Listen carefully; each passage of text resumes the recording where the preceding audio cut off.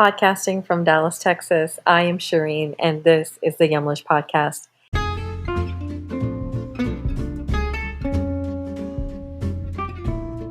Yumlish empowers people with chronic conditions like type 2 diabetes and heart disease to take charge of their health through diet. And this podcast is created to amplify the voices of patients, health professionals, employers, and community members who are working to reduce the risk of these chronic diseases and put your health first. Dr. Tinka Barnes speaks to us about her work as a family medicine physician, about movement as medicine, and how she addresses nutrition with her patients.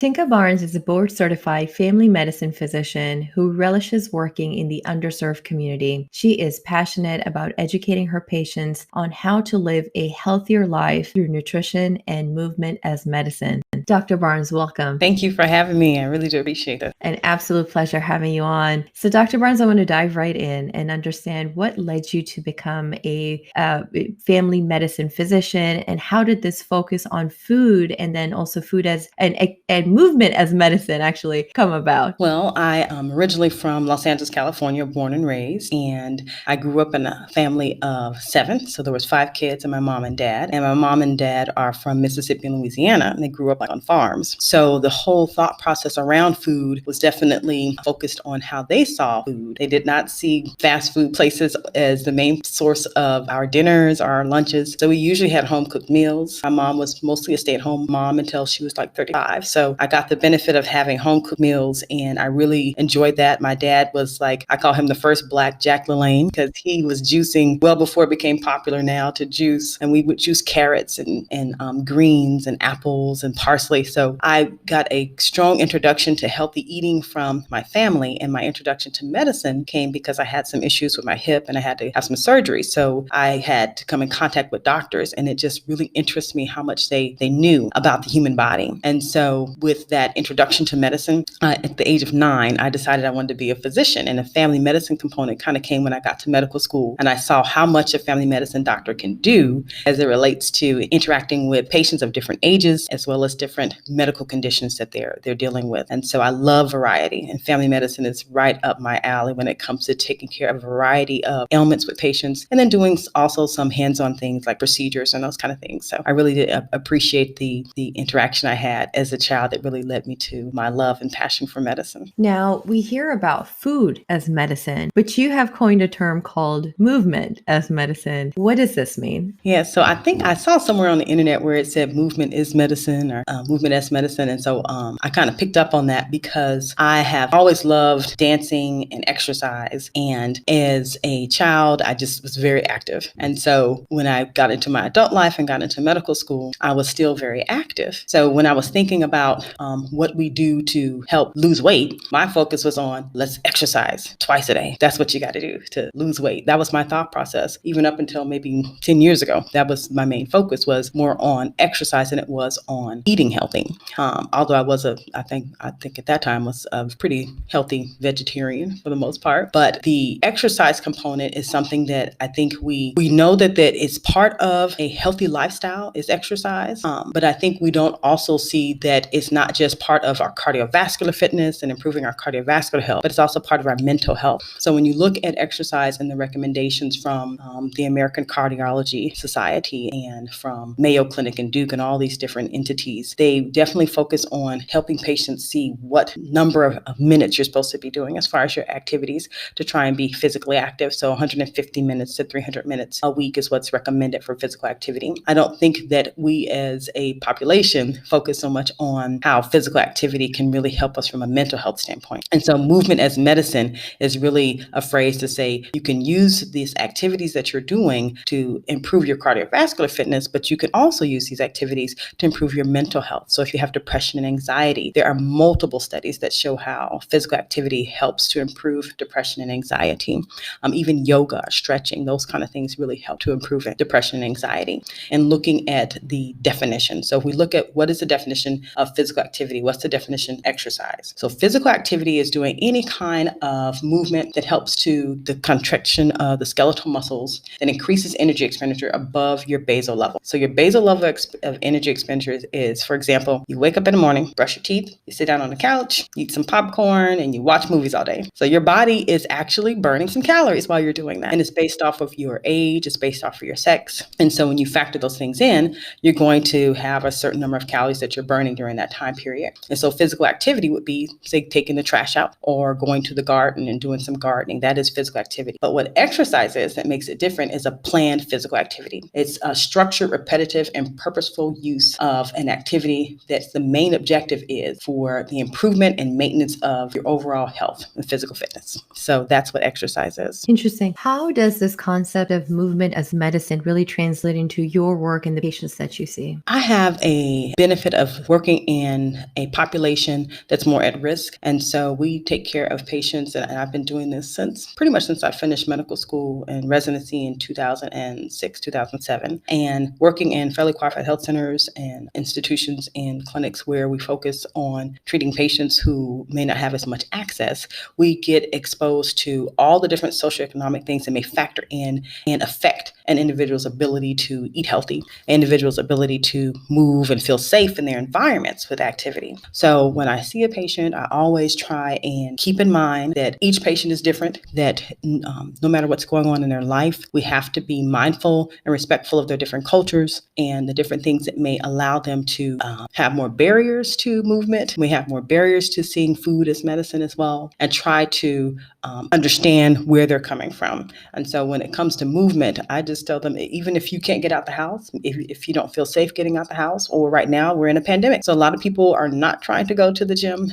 They're not trying to do activities where they're around other people and they're exposing themselves to maybe some increased risk of contracting the virus. So I say, you can stay at home. You can use things at home as tools for exercising. For instance, you can use a 1-gallon jug of water. You can use your cans of beans or anything you got in your cabinet if you haven't donated those for Thanksgiving dinners. You can use whatever you have at home as a good source of tools to use to exercise. So I talk to them about using what they have on hand and not thinking that they have to have a lot of money to buy expensive equipment and things of that nature in order to be physically fit and work on their cardiovascular fitness. And then also just walking around your neighborhood, getting some fresh air. Vitamin D is important as we're thinking about the pandemic and making sure that we're staying healthy. You get a lot of your conversion with vitamin D from the sun. So go outside, get some good sunlight. Those are important things that most of us can do and it doesn't cost you anything. So we do talk a lot about that. And we talk about whatever ailments they may have. So some individuals may already have cardiovascular events that may have happened, heart attacks, strokes. And so some of them may benefit more from a regimen or program that's already set up in place using a hospital-based system that can monitor them. So definitely if someone is a individual who has multiple medical problems, talk with your primary care provider about what's best for you when it comes to starting a physical fitness regimen, because you may need to be screened first. Some people need EKGs or echoes and those things before they can actually start a physical fitness regimen. Now, one of the things when you're saying all of this, I'm thinking about other doctors, right? So when you talk about talking to your patients about being active and moving around and providing them this very detailed guidance, I don't see very many physicians doing that, nor are they trained to provide that kind of guidance, right? So we sort of hear the blanket statement that's, eat healthy and exercise and come back again in, 3 months, 6 months, whatever. How do you go about sort of navigating that from patient, providing them this type of guidance, and also seeing impact from this guidance that you provide? So I can definitely agree that as far as the focus on nutrition and physical fitness as it relates to our prescriptions that we give patients as physicians in medical school, the focus was not on definitely the dietary component or writing a prescription for physical fitness. That was not the main thing that we were focusing on during our didactic years in medicine. Things are changing now. So there are definitely more hours that they are implementing in the education of doctors that can help us, figure out how do we want to get a patient on a prescription for physical fitness. What I am doing right now is a program in functional medicine that is focused around plant-based nutrition, that's focused around looking at the root cause of disease. So that particular aspect is definitely helpful. As far as the physical fitness aspect, what I look at with the patient is I look at their ability to move at all. So some patients are paraplegic, or if patients patients have problems with a stroke and they can't move one side of their body or the other. I look at each individual as a entity that needs a particular prescription for physical fitness. And honestly, when you look at the studies and the research, there's not a one size fits all for patients because everyone is different, and what they're able to do is going to dictate what it is you're going to ask them to do. So I really just have patients look at their individual situations. We start off with some goals, some basic goals that they can set for themselves. If it's just 15 minutes a day, 2 to 3 days a week, I say that's a good goal. And when you look at the goal, now the next week we may need to change that a little bit. Maybe we make it 20 minutes a day, 3 to 4 days a week. And so what we find when you look at there's research on happiness and how patients get into their flow. Flow is where you have an intersection between challenges and the ability to feel like you have the tools to be able to reach those challenges. So if you feel that you're strongly equipped and you're also being challenged, then you hit a flow. And when it comes to being able to exercise and stay in sync with your goals that you set for yourself, you will have to challenge yourself a little bit. So from week to week, you have to set those goals and you may have to increase them with each week that you're doing them. And so that's what I talk to patients about. If you give them a set goals that we communicate, basically come up with this together. It's not just me saying, here, this is what you need to do. Sit down and look at this and then go complete that for the week and give me a call in a month or so and let me know how you're doing. That doesn't really work for patients. You really have to have them committed. And so they have to be part of the decision-making process in order for them to understand that this is their life, this is their body, this is their overall health. And if they're part of the discussion, they're also part of the solution. I love that approach. I wish more physicians did that. You talked about functional medicine and looking at food. So I want to switch gears real quick and touch upon food and the nutrition side of things. Do you prescribe a particular diet? How about, specifically for your diabetes patients? What do you do there? With the diabetic patients, with their new patients, new onset diabetics, I love to get them in with diabetic educator. This is someone who is trained for hours and hours. They're usually nurses, and they go on to get further certification to become diabetic educator. And they have the abilities and the tools to sit down with them to go over their medication requirements, to go over what it is they're eating and how to set up their meal plan, how to look at food from the carbohydrates and macronutrient components, and be able to come up with a meal plan individually for them that works. So with the diabetics, I definitely set them up a diabetic educator. For all of my other patients who may not be diabetic, maybe they're pre-diabetic, maybe they have hypertension, or maybe they are obese or something of that nature, I look at where they are right now. I really like them to give me a 5-day food diary. So that's one of their homework things that I like them to have. I like to sit down with them and kind of go over that 5-day food diary and see what things are showing up that can be inflammatory types of food, because inflammation is really the key to how we see disease presenting itself in our bodies. So it's something that a lot of research has gone into as it relates to your gut health and your ability to fight off infections, your ability to decrease the risk of cancer and decrease the risk of cardiovascular events is really linked to a lot of inflammation in our bodies. So looking at their 5-day food diary, seeing what's already there, then seeing what changes they're willing to make, because it is a partnership that we're doing when it comes to making these changes with their diet. It's something that they, as the patients, I feel they express a greater ability to stick with the plan if they're helping to make that plan for themselves. So I love talking with them about things like the elimination diet, which I'm learning more about through the functional medicine course I'm taking. There's a cardiometabolic diet, detox diet. So there's different things that we can talk about when it comes to what it is needs to be eliminated from their diet, what needs to be added to it. A lot of times people will understand and know that, okay, I can't eat fast food, but what is it that you need to eat instead of the fast food in order to, decrease your risk of infection, to decrease your problems with bloating? Those are things that I like to talk to patients about. And so this is coming more from the functional medicine side of things. Yes, it actually, what I love about functional medicine is that I just started it, but the whole thought process around the root cause of disease, I've been doing that for years. And I really just appreciate that I'm linking up with a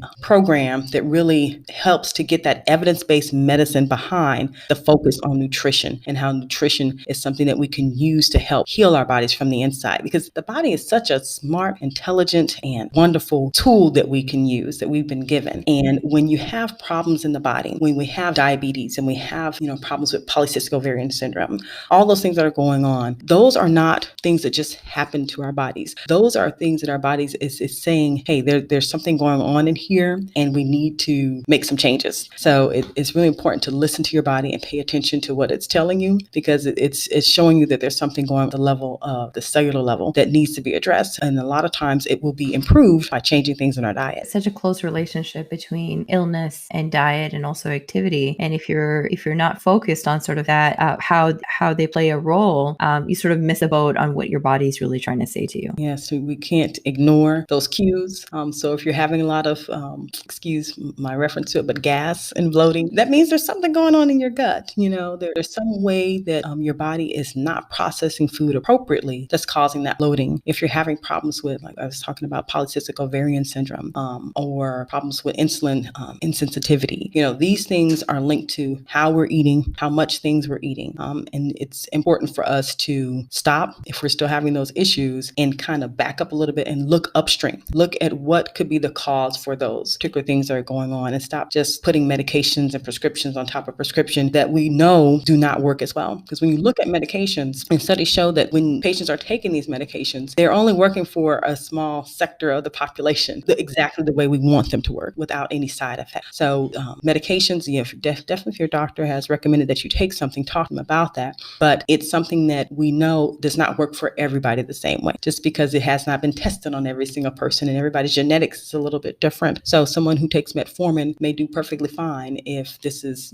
patient Smith. But if we go over to patient Johnson, that metformin may not be doing as well for them as far as lowering their blood sugars. So really understanding that it's not about just writing a prescription, it's understanding where the patient's coming from, what they're doing in their day-to-day life and their lifestyle that may be something that can contribute to that medication not helping them. And then before we even start thinking about medications, what does their diet look like? What does their sleep look like? What kind of stressors do they have in their life? Do they even have the money to purchase these medications? Do they have some kind of predisposed idea that, oh, my mom took that and, a month after that, she had her leg cut off? I've had patients tell me that, like when it comes to insulin, they're like, I'm not taking insulin because as soon as my mother started taking insulin, she had to have an amputation. So we have to look at it from a behavioral health standpoint, definitely, because there's certain things that patients are not going to want to do. And it may not have anything to do with the medication at all, but really to do with how they perceive that medication works. There's some powerful words in there. And again, as you're saying all of this, I in my mind, I'm thinking if more physicians were to use that language and were to really meet patients where they are, boy, the difference we can make, right?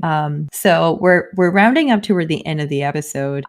Before I let you go though, Dr. Barnes, I do have to ask you any other creative exercise ideas that you have for us. Well, I definitely love dancing. That's one of the things that a lot of folks will see on my timeline. It said, I love dancing. I love all styles and genres of dancing. Anything that's cultural and ethnic, I love to do. Samba, salsa, West African. We do sabar. I am doing kizumba, which is a lovely dance from Angola.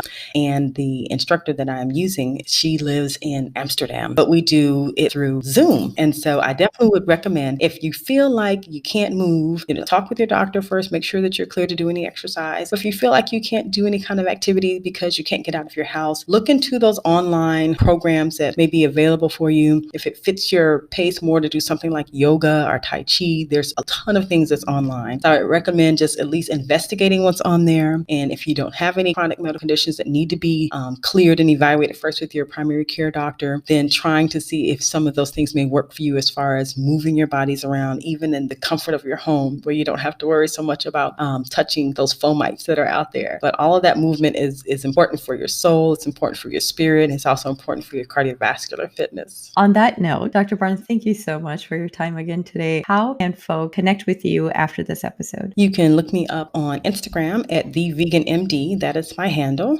I am also on Twitter as well, Tinka Barnes, and then I'm also on LinkedIn. So I tend to do a lot more posting on Instagram, so you'll be able to see some of my creative exercising and resistance strength-based activities that I do. But then I'm also on Facebook, and so I try to connect in those different ways. Well, thank you again for your time, Dr. Barnes. It was an absolute pleasure talking to you and learning about movement as medicine. Thank you so much.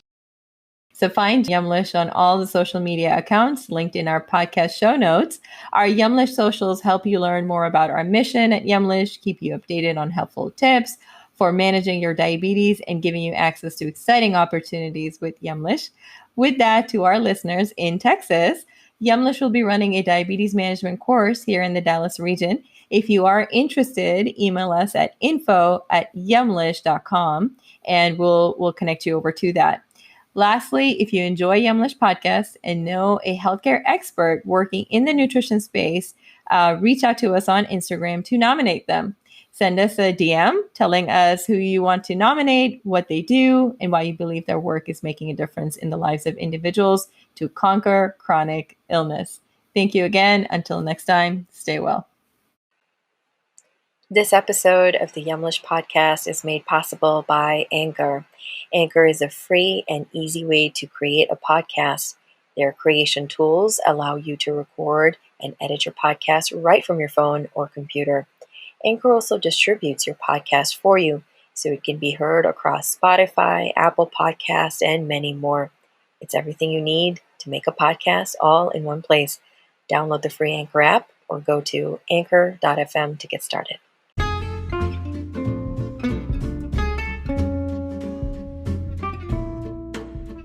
Thank you for listening to the Yumlish podcast with Shireen. If you like our show and want to learn more, you can find information at yumlish.com. You can also leave us a review here. We will see you at the next one. And remember, your health always comes first.